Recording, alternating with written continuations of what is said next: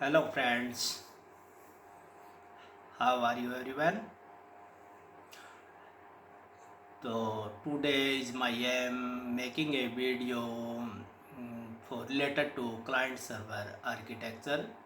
कुछ पर्सन्स है अपने जैसे अनपढ़ है या फिर कुछ कम पढ़े लिखे हैं या फिर हिंदी मीडियम है जिनको या फिर कंप्यूटर से जो अनजान है उनको समझ में नहीं आता कि क्लाइंट सर्वर आर्किटेक्चर एक्चुअल में चीज़ क्या चीज़ है। तो पहले मैं इसका एक सिंपल सा उदाहरण दूंगा। जैसे अपने पुराने बैंक ऐसे सोसाइटी है या फिर और कुछ और है, तो उसमें अपना कुछ व्यक्ति अपने पैसे जमा करवाते हैं, तो वो अलग अलग अपना खाता खुलवाते हैं उसमें। तो उनके पास पासबुक होती है, तो वो अपना उसमें पैसा जमा रहता है। तो पैसा जमा रहता है तो वो एक तरह से अपना वो एक सर्वर बन गया अपने लिए। तो और अपने पास पासबुक है, अपने को पता है सर्वर के पास क्या क्या चीज़ें हैं कि कितना पैसा पड़ा है। ठीक है। अब सर्वर को अपने क्या करेंगे, अब अपने खुद क्या बन गए, उस बैंक के लिए क्लाइंट बन गए और वो एक बैंक में सर्वर हो गया। तो अब क्या करेंगे, अपने पैसे निकलवाने हैं तो उसके लिए अपने को कुछ फॉर्म फिल करना पड़ेगा या फिर कोई स्लिप्स है जो फिल करनी पड़ेगी। यानी कि वो अपने एक एक रिक्वेस्ट बना रहे हैं उस सर्वर को कि अपने को पैसा चाहिए। तो स्लिप फिल करके जैसे मैंने 5,000 रुपये मैंने निकलवाने हैं, तो 5,000 की मैंने स्लिप बनाई। तो यानी कि वो मैंने एक रिक्वेस्ट बना ली। अब वो रिक्वेस्ट मैं किसके दूंगा, बैंक को, यानी कि सर्वर को रिक्वेस्ट सेंड करूँगा कि ये लो मुझे 5,000 रुपये चाहिए। उसने सर्वर ने क्या किया, एक्सेप्ट कर ली। अब सर्वर उसके अकॉर्डिंग, अगर आपके खाते में पैसे हैं तो आपको पैसे निकाल के देगा। अगर आपके खाते में पैसे नील है, नील बैलेंस है, बैलेंस नहीं है, तो वो आपको कह देगा आपके खाते में पैसे नहीं है, मैं पैसे नहीं दे सकता। यानी कि वो इस रिक्वेस्ट के अकॉर्डिंग वो क्या करेगा, प्रोसेस करेगा और उस प्रोसेसिंग के अकॉर्डिंग जो भी रिस्पॉन्स उसका होगा वो आपको मिल जाएगा। यानी कि पैसा भी मिल जाएगा, अगर नील बैलेंस होगा तो उसका भी रिस्पॉन्स मिल जाएगा कि आपके खाते में पैसे नहीं हैं। तो ये एक तरह से क्या बन गया है, क्लाइंट सर्वर आर्किटेक्चर बन गया। इसी तरह से इंटरनेट के माध्यम में क्या होता है कि क्लाइंट सर्वर दो कंप्यूटर के बीच में नेटवर्क स्थापित करता है। यानी कि एक कंप्यूटर से दूसरे कंप्यूटर के अंदर संदेश भेजना। अब सर्वर तो एक ही है और क्लाइंट बहुत सारे होते हैं, बहुत सारे हो सकते हैं।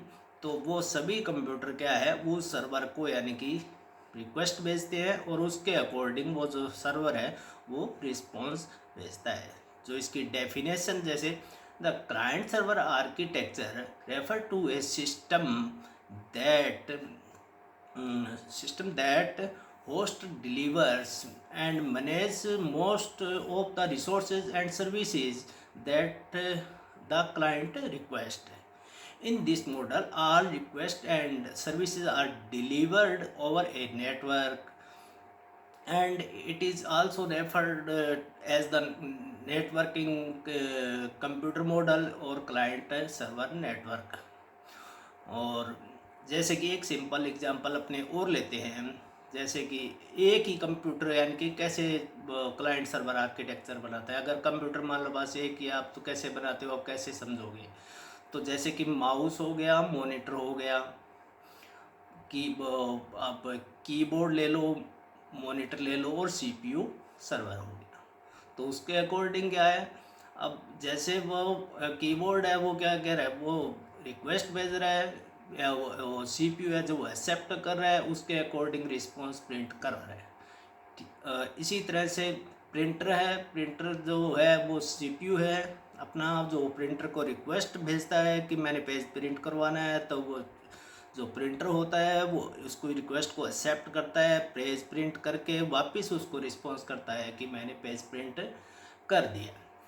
ठीक है। तो इस तरह से ये क्लाइंट सर्वर आर्किटेक्चर होता है। इसको हिंदी में क्लाइंट सर्वर मॉडल या क्लाइंट सर्वर आर्किटेक्चर एक वितरित एप्लीकेशन फ्रेमवर्क है जो सर्वर और क्लाइंट के बीच के कार्यों को विभाजित करता है, जो या तो एक ही सिस्टम में रहते हैं या कंप्यूटर नेटवर्क या इंटरनेट के माध्यम से संचार करते हैं।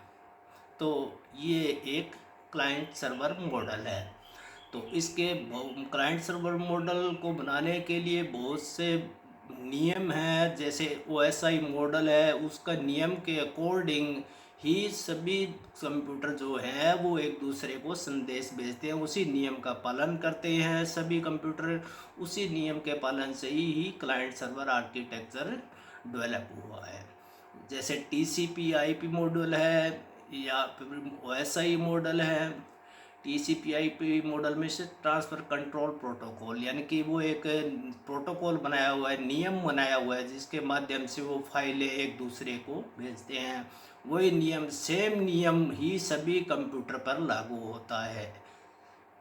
और उसी नियम के अकॉर्डिंग ही अगर वो उस कोई भी कंप्यूटर उस नियम का पालन नहीं करता है तो वो क्लाइंट सर्वर आर्किटेक्चर के अंदर इंक्लूड नहीं होता।